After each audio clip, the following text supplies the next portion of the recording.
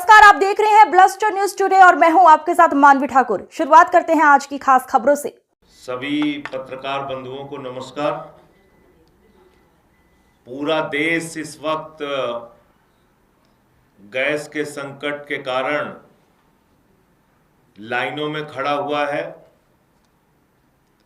7,000, 8,000, 10,000 तक gas cylinder black में बिक रहे हैं। पूरे देश में ऐसी तस्वीरें सामने आ रही हैं जहां बड़ी संख्या में होटल बंद हुए हैं। दिल्ली हाई कोर्ट की कैंटीन बंद हुई है, कई हॉस्टल्स की कैंटीन बंद हुई है और जो तमाम जरूरतों के लिए सिलेंडर का इस्तेमाल हो रहा था उसको पूरी तरीके से बंद और ठप करने का काम किया गया है।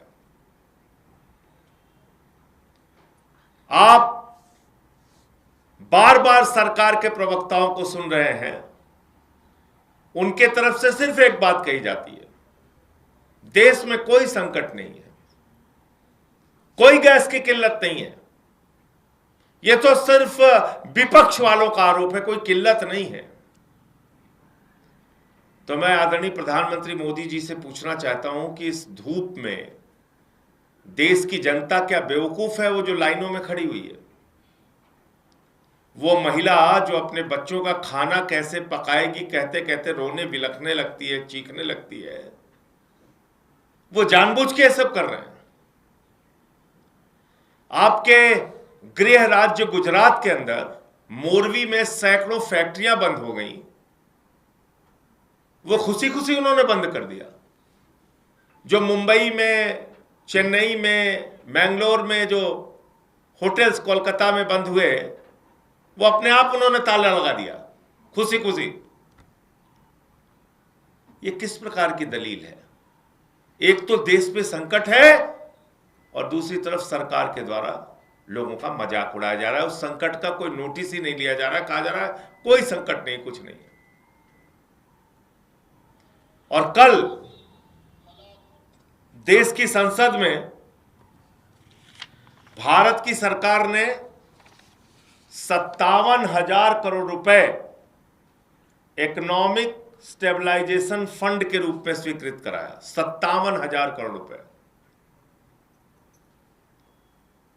लगभग 2,81,000 करोड़ रुपए का एक्स्ट्रा बजट स्वीकृत कराया भारत सरकार ने, सदन में मोदी जी की सरकार ने। और इसमें से 57,000 करोड़ रुपए जो मौजूदा परिस्थितियां हैं, जो युद्ध की स्थितियां हैं, उसको देखते हुए कि जो तमाम संकटों का सामना हम लोगों को करना पड़ेगा, उसके लिए 57,000 करोड़ रुपए की सदन की मंजूरी ली। अब मेरा सवाल यह है कि पिछले 2-3 दिन से एक झूठा प्रचार भारतीय जनता पार्टी के द्वारा, उनके चमचों के द्वारा, उनके समर्थित मीडिया के द्वारा किया जा रहा है कि हार्मोज का समुद्री मार्ग खुल गया है। देखिए देखिए मोदी जी ने कितना बड़ा कमाल कर दिया, अब तो हार्मोज का समुद्री मार्ग खुल गया। अब देखिए कितनी कूटनीतिक सफलता उन्होंने प्राप्त कर ली, अब कोई दिक्कत नहीं हो रही, जहाज हमारे आ रहे हैं। कल सदन में चर्चा हो रही थी, वहां भी यही बात कही गई। मैं पूछना चाहता हूं, अगर जहाज आ रहे हैं तो संकट क्यों है? नंबर 1। और क्या यह सही नहीं कि सिर्फ 2 जहाज आए, उसके बाद 22 जहाज अभी भी आपके फंसे हुए हैं? आपकी वार्ता ने अंतिम रूप नहीं लिया अब तक। तो प्रधानमंत्री जी, संकट के समय में झूठ बोलना कृपा करके बंद कीजिए। आपकी पार्टी का नाम ही भारतीय झूठा पार्टी है, लेकिन ऐसे संकट के समय में झूठ बोल के देश की जनता को और संकट में मत डालिए।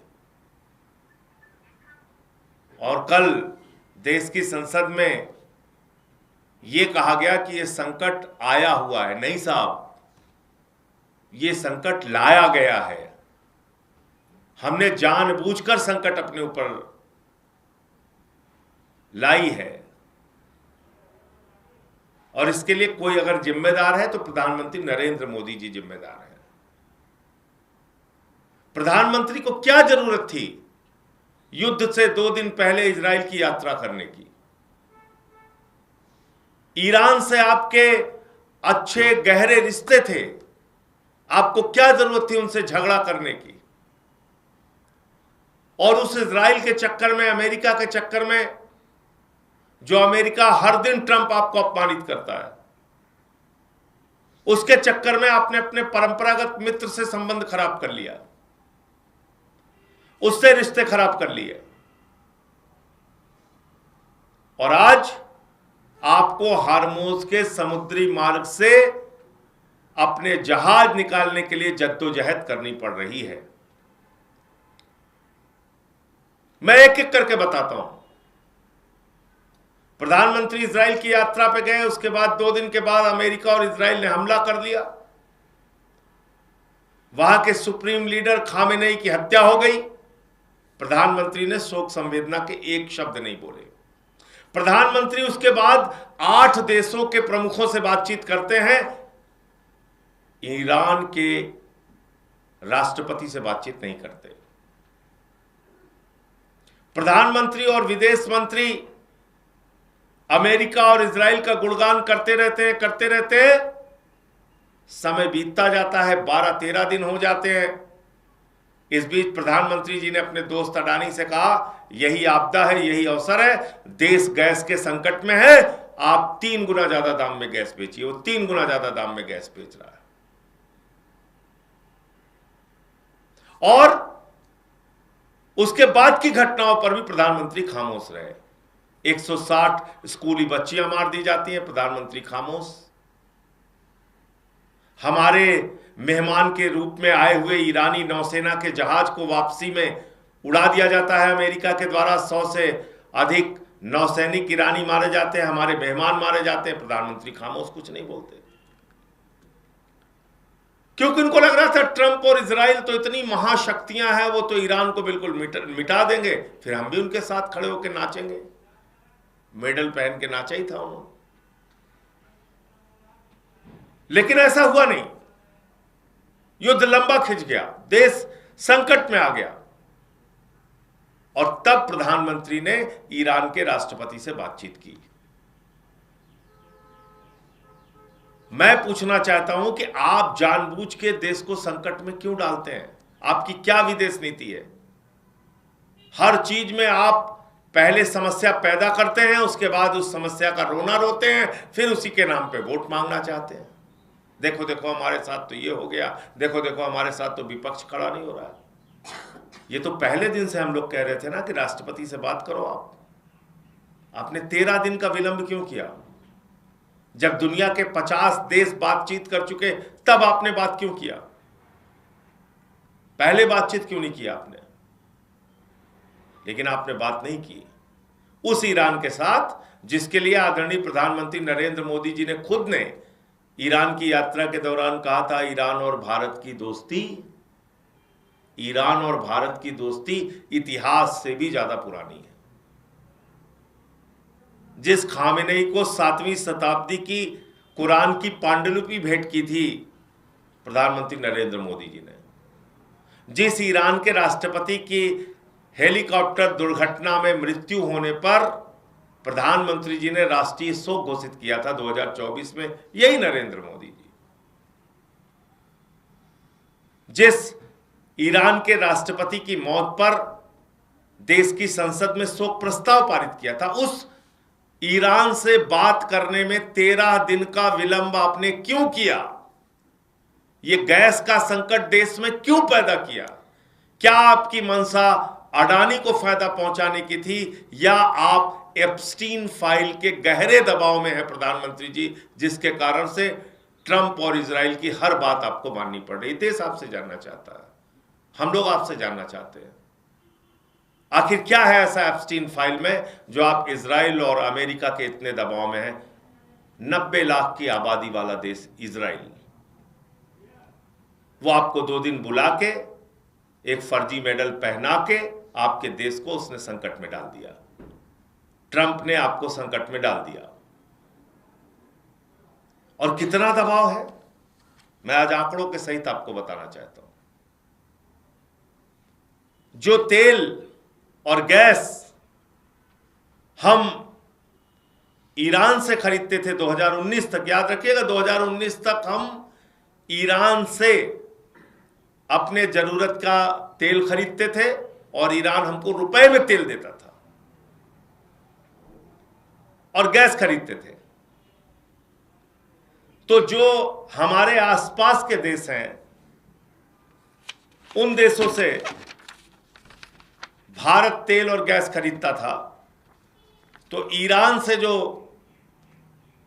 तेल गैस खरीदता था 2019 तक, उसके ट्रांसपोर्टेशन का जो खर्चा था, जहाज के आने का जो खर्च था, अमेरिका से तेल और गैस का जहाज आने में 8 गुना ज्यादा खर्च होता है।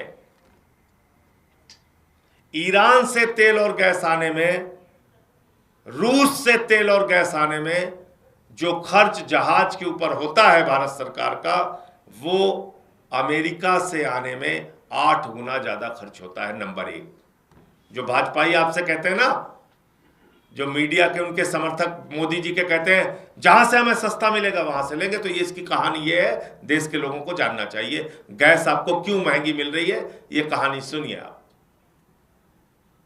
तो खाड़ी देशों से जो आप तेल और गैस खरीदते हैं, उसकी तुलना में जब आप अमेरिका से खरीदते हैं तो 8 गुना ज्यादा उसका भाड़ा पड़ता है, महंगा 8 गुना ज्यादा।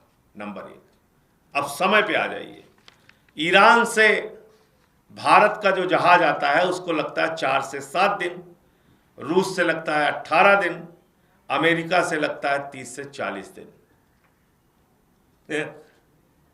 अब आप कल्पना कीजिए, एक जहाज को आने में 4 से 7 दिन लगता है ईरान से, एक को अमेरिका से आने में 30 से 40 दिन लगता है, और वेनेजुला से आने में 40 से 50 दिन लगता है। और इनकी दूरी कितनी है, जो आपको और सरल भाषा में मैं समझा दूं तो समझ में आ जाएगा। भारत से ईरान की दूरी है 2,500 से 3,000 किलोमीटर, रूस की दूरी है 4,300 से 4,300 से 4,800 किलोमीटर, अमेरिका की दूरी है 12,000 से 12,500 किलोमीटर, और वेनेजुला की दूरी है 14,500 से 15,000 किलोमीटर। तो दूरी भी देखिए कितनी ज्यादा है। ईरान से जब आप गैस खरीदते थे, तेल खरीदते थे, तो ईरान आपको 60 दिन की उधारी देता था, 60 से 90 दिन की उधारी देता था ईरान। रूस से जब आप तेल खरीदते हैं तो अमेरिका की तुलना में रूस का तेल $13 प्रति बैरल सस्ता पड़ता है। जो लोग बार बार आपसे कहते हैं बीजेपी वाले कि जहां से सस्ता मिलेगा वहां से खरीदेंगे, मैं आज उनसे सवाल पूछ रहा हूं, उनके देशभक्ति पर सवाल उठा रहा हूं। अगर आप सच्चे भारत माता के देशभक्त हैं, आप बताइए कि देश की जनता को जानबूझ के मोदी जी आप महंगाई में क्यों डाल रहे हैं? अमेरिका के दबाव में जबरन इतनी दूरी से 12,500 किलोमीटर से आप तेल और गैस क्यों खरीद रहे हैं? बताइए देश को आप, क्या दबाव है ऊपर आपके ऊपर? इतना महंगा तेल और गैस खरीद के देश को महंगाई की आग में झोंक रहे हैं आप। दूसरी बात, अभी तो एक बात तो स्पष्ट हो गई कि भारत सरकार को अगर वास्तव में अभी भी इस समस्या से निपटना है तो यह देखना चाहिए हमें सस्ता तेल कहां से मिलेगा, नंबर 1। सस्ती गैस कहां से मिलेगी, नंबर 2। कहां से जल्दी भारत में तेल और गैस आ पाएगी, नंबर 3। ये 3 चीजें देखनी है आपको। चीन का जहाज हार्मोज के समुद्री मार्ग से आ रहा है, ईरान उसको नहीं रोक रहा है। रूस का जहाज हार्मोज के समुद्री मार्ग से आ रहा है, ईरान उसको नहीं रोक रहा है। लेकिन क्योंकि आप अमेरिका और इजराइल के पक्ष में खड़े हो गए, उनकी चमचागिरी में लग गए, इसलिए आपके जहाज रोके जा रहे हैं। मोदी जी, आपको यह पता था भारत की जरूरतों का 60% कच्चा तेल उसी हार्मोज के समुद्री मार्ग से आता है जिस पे ईरान का कब्जा है। भारत की जरूरतों का 50% गैस उसी समुद्री मार्ग से आती थी जहां पर ईरान का कब्जा है। ये आपको पता था मोदी जी, बावजूद इसके ईरान से झगड़ा करके, अपनी शत्रुता करके आपने ईरान को अपना दुश्मन बनाया जानबूझकर, और एक अमेरिका और इजराइल के झगड़े में जबरदस्ती जाके तू कौन मैं खामखा आप कूद पड़े, और खामियाजा पूरे देश की जनता को भुगतना पड़ रहा है। तो देश के लोगों, आप ये जान लेना कि ये समस्या लाई हुई समस्या है, मोदी जी के द्वारा आई हुई समस्या नहीं है, मोदी के द्वारा लाई हुई समस्या है। एक बात तो ये स्पष्ट करना चाहता हूं, और दूसरा अभी भी सुझाव देना चाहता हूं, देश को सस्ता तेल मिले, जल्दी तेल मिले, और उसको कोई प्रतिबंध ना झेलना पड़े, देश को राहत मिले, इसके लिए आप रूस से तेल खरीदिए। रूस तो आपको $13 सस्ता तेल देता है, वहां से जल्दी भारत में तेल और गैस भी आ जाएगा। आप ईरान से खरीदिए, 2019 तक तो आप खरीदते ही थे, तो ईरान से खरीदिए तेल और गैस। ईरान अपना जहाज तो नहीं उड़ाएगा ना, उसी से खरीद लीजिए। रूस का जहाज नहीं उड़ाएगा, उससे खरीदिए। ईरान से खरीदिए अपना तेल और गैस। तो इसलिए इस समय देश को आगे रखिए, अपने अहंकार को आगे मत रखिए, अपने पूंजीपति दोस्तों के फायदे को आगे मत रखिए। और वास्तव में जो ट्रंप कह रहा था, अगर वो बात सही है कि मोदी जानता है मैं उसका कैरियर खत्म कर सकता हूं, अगर वास्तव में ये बात सही है तो कृपा करके अपने पद से इस्तीफा दे दीजिए नरेंद्र मोदी जी, देश को संकट में मत डालिए। ये आपसे कहना था। एक अंतिम बात कह के अपनी बात खत्म करूंगा। कल अमेरिका ने एक काम और कहा, वहां के डिपार्टमेंट ऑफ, एक वहां पे USCIRF एक डिपार्टमेंट है यूनाइटेड स्टेट्स का, उसने कहा रॉ के ऊपर प्रतिबंध लगना चाहिए और RSS के ऊपर प्रतिबंध लगना चाहिए। तो अब हमारे विदेश मंत्रालय ने जाग के कहा कि नहीं, ये सब मोटिवेटेड जानकारी है, उनको ये सब मोटिवेटेड बयान है उनके, जो कुछ भी रॉ के बारे में और RSS के बारे में कहा जा रहा है, ये विदेश मंत्रालय का बयान आया है। लेकिन ये भी इस बात का संकेत है कि भले ही एक तरफा दोस्ती के गुणगान मोदी जी आप कर रहे हैं, ट्रंप आपको कुछ समझता नहीं, अमेरिका आपको कुछ समझता नहीं, फर्जी विश्वगुरु बन के आप घूम रहे हैं, लेकिन वो एक के बाद एक आपके ऊपर प्रतिबंधों से और तमाम तरीके की महंगाई का बोझ डाल के आपको, आपकी अर्थव्यवस्था को तोड़ने का काम कर रहा है। अभी यही जो हालात है, इससे निपटने के बारे में सोचिए। और ये झूठ फैलाना बीजेपी के द्वारा कि समुद्री मार्ग खुल गया है, ऐसे झूठ फैला के देश की जनता का और मजाक मत उड़ाइए और देश को और संकट में डालने का काम मत कीजिए। यही मुझे कहना था। आपका जो सवाल हो आप पूछ सकते हैं।